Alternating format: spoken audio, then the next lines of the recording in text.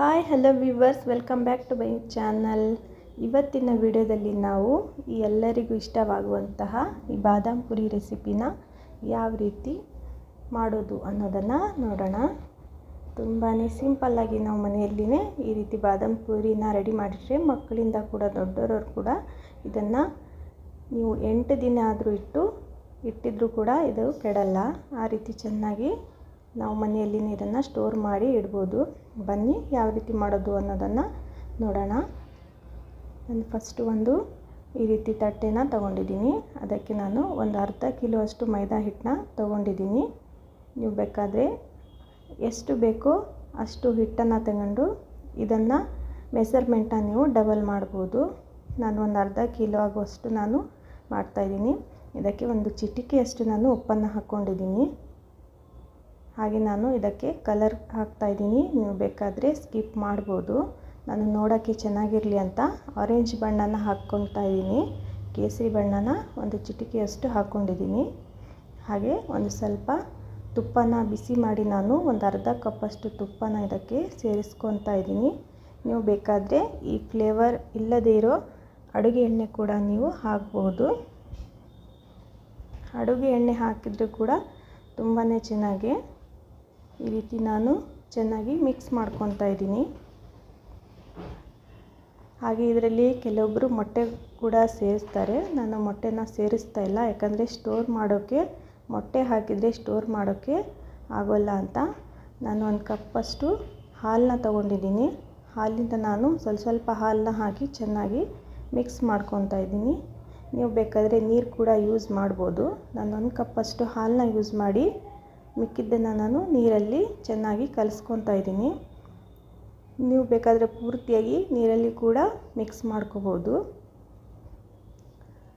ನಾನಿವಾಗ ಈ ರೀತಿ ಚೆನ್ನಾಗಿ ಮಿಕ್ಸ್ ಮಾಡ್ಕೊತಾ ಒಂದು ಸ್ವಲ್ಪ ನೀರನ್ನ ಉಪಯೋಗಿಸಿ ಆದಷ್ಟು ಇದನ್ನು ಒಂದು ಸ್ವಲ್ಪ ಗಟ್ಟಿಯಾಗಿ ಕಲಿಸ್ಕೋಬೇಕು. ಚಪಾತಿಗಿಂತ ಒಂದು ಸ್ವಲ್ಪ ಗಟ್ಟಿಯಾಗಿ ಇದನ್ನು ಚೆನ್ನಾಗಿ ಕಲಿಸ್ಕೊಳ್ಳಿ. ಹಾಗೆ ಯಾರೆಲ್ಲ ವಿಡಿಯೋ ನೋಡ್ತಾ ಇದ್ದೀರಾ ಪ್ಲೀಸ್ ಒಂದು ವಿಡಿಯೋಗೆ ಲೈಕ್ ಕೊಡೋದನ್ನು ಮರಿಬೇಡಿ. ಹಾಗೆ ನಮ್ಮ ಚಾನಲ್ನ ಹೊಸಬ್ರು ನೋಡ್ತಾ ಇದ್ದರೆ ಪ್ಲೀಸ್ ನಮ್ಮ ಚಾನಲ್ಗೆ ಸಬ್ಸ್ಕ್ರೈಬ್ ಆಗಿ ಹಾಗೆ ಬೆಲ್ ಐಕಾನ್ನ ಆನ್ ಮಾಡ್ಕೊಳ್ಳಿ. ನಾನು ಹಾಕೋ ಪ್ರತಿಯೊಂದು ವಿಡಿಯೋ ಕೂಡ ನೀವು ಮೊದಲು ನೋಡ್ಬೋದು. ನೋಡಿ, ಈ ರೀತಿ ಗಟ್ಟಿಯಾಗಿ ನಾನು ಕಲಿಸ್ಕೊಂಡಿದ್ದೀನಿ. ಇದು ಏನಿಲ್ಲ ಅಂದರೂ ನಿಮ್ಮ ಹತ್ರ ಟೈಮ್ ಇದ್ದರೆ ಒಂದು 2 ರಿಂದ 3 ತಾಸು ಇದನ್ನು ನೆನೆಯೋಕೆ ಇಡ್ಬೋದು. ಇಲ್ಲಾಂದರೆ 1 ತಾಸು ನೆನೆ ಇಟ್ಟರು ಕೂಡ ನಡೆಯುತ್ತೆ. ಬನ್ನಿ ಇವಾಗ ಸಕ್ಕರೆ ಪಾಕನ ರೆಡಿ ಮಾಡ್ಕೊಳ್ಳೋಣ. ನಾನು ಒಂದು 2 ಕಪ್ಪಷ್ಟು ಸಕ್ಕರೆನ ತೊಗೊಂಡಿದ್ದೀನಿ. 2 ಕಪ್ ಸಕ್ಕರೆಗೆ ನಾನು ಒಂದು 2.5 ಕಪ್ಪಷ್ಟು ನೀರನ್ನ ಹಾಕ್ಕೊತಾ ಇದ್ದೀನಿ. ಇದನ್ನು ಚೆನ್ನಾಗಿ ಮಿಕ್ಸ್ ಮಾಡ್ತಾ ಒಂದು 5 ರಿಂದ 10 ನಿಮಿಷ ಇದು ಪಾವಕ್ಕ ಬಂದರೆ ಸಾಕು. ನನ್ನ ಫ್ಲೇವರ್ಗೋಸ್ಕರ ಒಂದು ಏಲಕ್ಕಿ ಪುಡಿನ ಹಾಕ್ಕೊತಾ ಇದ್ದೀನಿ. ಚೆನ್ನಾಗಿದು ಒಂದು 5 ರಿಂದ 10 ನಿಮಿಷ ಕುದಿದ್ರೆ ಸಾಕು, ಸಕ್ಕರೆ ಪಾಕ ರೆಡಿ ಆಗುತ್ತೆ. ಹಾಗೆ ನಮ್ಮ ವಿಡಿಯೋ ನಿಮಗೆ ಇಷ್ಟ ಆದರೆ ಫ್ಯಾಮಿಲಿ ಫ್ರೆಂಡ್ಸ್ ಜೊತೆ ಶೇರ್ ಮಾಡೋದನ್ನು ಮರಿಬೇಡಿ. ನೋಡಿ, ಇದು ಪರ್ಫೆಕ್ಟಾಗಿ ಆಗಿದೆ. ಇಷ್ಟ ಆದರೆ ಸಾಕು. ಬನ್ನಿ ಇವಾಗ ನಾನು ಏನಿಲ್ಲಪ್ಪ ಅಂದರೂ ಒಂದು 3-4 ತಾಸು ಇದನ್ನು ಚೆನ್ನಾಗಿ ನೆನೆಯೋಕೆ ಇಟ್ಟಿದ್ದೆ. ನೋಡಿ ಯಾವ ರೀತಿ ಸಾಫ್ಟಾಗಿ ಬಂದಿದೆ ಹಿಟ್ಟು. ಈ ರೀತಿ ಸಾಫ್ಟಾಗಿ ಬಂದರೆ ನಾವು ಲಟ್ಟಿಸ್ಕೊಳ್ಳೋಕ್ಕೆ ತುಂಬಾ ಈಸಿ ಆಗುತ್ತೆ ಅಂತ ಅಷ್ಟೇ. ತುಂಬಾ ಸಾಫ್ಟಾಗಿ ಬರುತ್ತೆ. ನಾವು ಎಷ್ಟು ಅವರ್ ನೆನೆಯೋಕೆ ಇಡ್ತೇವೆ ಅಷ್ಟೊತ್ತು. ಇವಾಗ ನಾವು ಸಣ್ಣದಾಗಿ ಚಿಕ್ಕ ಈ ಹಪ್ಪಳಗೆ ತೊಗೊತೀವಲ್ಲ ಅಷ್ಟು ಈ ಉಂಡೆಗಳನ್ನು ನಾವು ರೆಡಿ ಮಾಡ್ಕೋಬೇಕು. ನೀವು ಒಮ್ಮೆ ಟ್ರೈ ಮಾಡಿದರೆ ನಿಮಗೆ ಬರುತ್ತೆ. ಸಣ್ಣಗೆ ಈ ಹಪ್ಪಳಗೋಸ್ಕರ ತೊಗೊತೀವಲ್ವ ಆ ಸೈಜಲ್ಲಿ ನಾನು ಉಂಡೆನ ತೊಗೊಂಡಿದ್ದೀನಿ. ಇದನ್ನು ಚೆನ್ನಾಗಿ ನಾವು ಇವಾಗ ಸ್ವಲ್ಪ ಹಿಟ್ಟನ್ನ ಹಾಕಿ ಚೆನ್ನಾಗಿ ಲಟ್ಟಿಸ್ಕೊಳ್ಳೋಣ. ಆದಷ್ಟು ತೆಳುವಾಗಿ ನಾವು ಇದನ್ನು ಲಟ್ಟಿಸ್ಕೋಬೇಕು.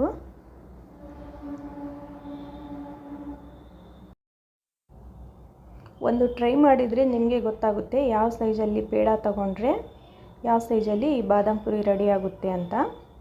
ಈ ರೀತಿ ಚೆನ್ನಾಗಿ ನಾವು ತೆಳ್ಳಗೆ ಇದನ್ನು ಈ ರೀತಿ ಲಟ್ಟಿಸ್ಕೊತಾ ರೆಡಿ ಮಾಡ್ಕೋಬೋದು. ಇದು ಆರಾಮಾಗಿ ಈಸಿ ಆಗಿ ಕೂಡ ನಾವು ಒಬ್ಬರೇ ಕೂಡ ಇದನ್ನು ರೆಡಿ ಮಾಡ್ಬೋದು.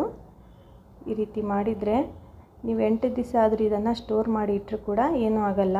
ಎಲ್ಲಾದರೂ ಹೊರಗಡೆ ಹೋದಾಗ ಈ ರೀತಿ ರೆಡಿ ಮಾಡಿಕೊಂಡು ಕೂಡ ಹೋಗ್ಬೋದು. ನೋಡಿ, ಈ ರೀತಿ ಡಬಲ್ ಆಗಿ ಈ ರೀತಿ ಫೋಲ್ಡ್ ಮಾಡಿ ಈ ಎಲ್ಲ ಮೂಲೆಗಳನ್ನು ಸ್ವಲ್ಪ ಪ್ರೆಸ್ ಮಾಡಿದರೆ ಆಯಿತು. ಜಾಸ್ತಿ ಪ್ರೆಸ್ ಮಾಡೋದಕ್ಕೆ ಹೋಗಬೇಡಿ, ಇಷ್ಟು ಮಾಡಿದರೆ ಆಯಿತು. ನಿಧಾನವಾಗಿ ಈ ರೀತಿ ರೆಡಿ ಮಾಡಿಕೊಂಡ್ರೆ ಆಯಿತು. ಈ ಎಣ್ಣೆಯಲ್ಲಿ ಕರಿಯುವಾಗ ಈ ಮೂಲೆಗಳು ಸ್ವಲ್ಪ ಬಿಚ್ಕೊಳ್ಳುತ್ತೆ ಅಂತ ಅಷ್ಟೇ. ಚೆನ್ನಾಗಿ ಈ ಮೂಲೆಗಳನ್ನು ಚೆನ್ನಾಗಿ ಈ ರೀತಿ ಪ್ರೆಸ್ ಮಾಡಿದರೆ ಆಯಿತು. ನೋಡಿ, ನಾನು ಇವಾಗ ಇನ್ನೊಂದನ್ನ ರೆಡಿ ಮಾಡಿ ತೋರಿಸ್ತಾ ಇದ್ದೀನಿ. ಇಷ್ಟು ಮಾಡಿದರೆ ನಮ್ಮ ಬಾದಾಮ್ ಪುರಿ ರೆಡಿ ಆಗುತ್ತೆ.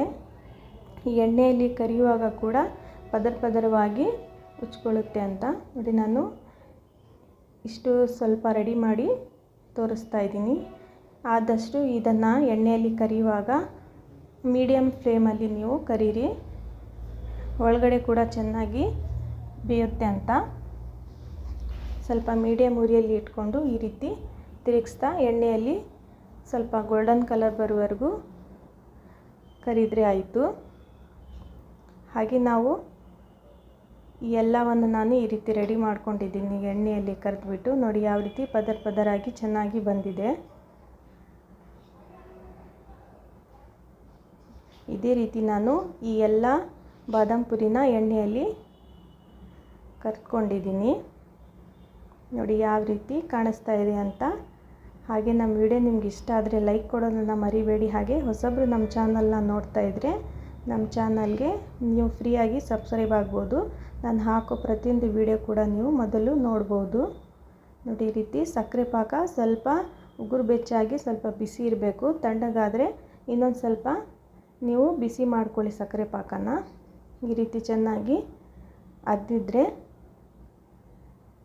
ಆಯಿತು.